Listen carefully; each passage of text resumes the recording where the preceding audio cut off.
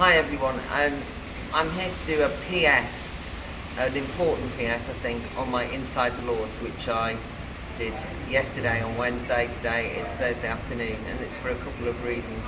First of all, yesterday I didn't have very much to report, and the House of Lords to a certain extent haven't really started, and so there's a little bit more to say today.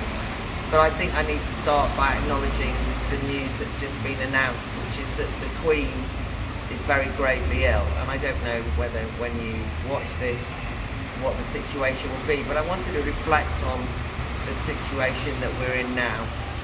As somebody who's been involved in revolutionary politics, as a Republican historically, you'd think that maybe I would, feel fairly indifferent to what happens to the royal family.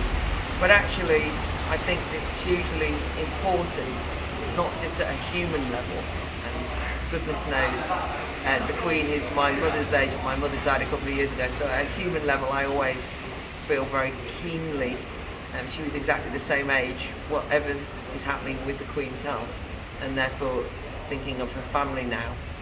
But actually, politically and historically, what it means at this moment. I had guests this morning, Constantine and Francis from Trigonometry. I was showing them around the House of Lords and I really enjoyed it. And Francis made a very important point, because he kept saying about the visit that it really brought home to him the whole history of democracy, the whole sense of the tradition that lay behind the parliamentary decision-making Houses of Commons, Houses of Lords.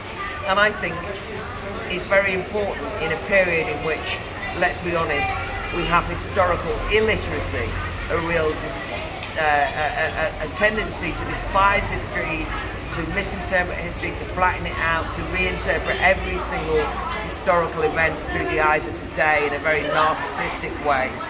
It's very important, I think, to recognise that the Queen, particularly, has lived through huge swathes of modern history, and that she actually represents, not just to us, but to everybody else.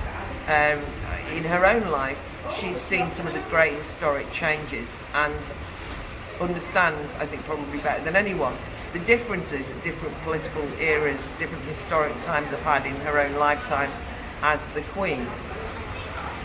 It's the case that, whereas I would rather be a citizen than a subject, that the sense, therefore, of historic tradition, the understanding of the different periods of history, are embodied very much for most of us who are alive in that Queen. She's older than and has seen all those historic events that are so glibly tweeted about or referenced all the time. She was there.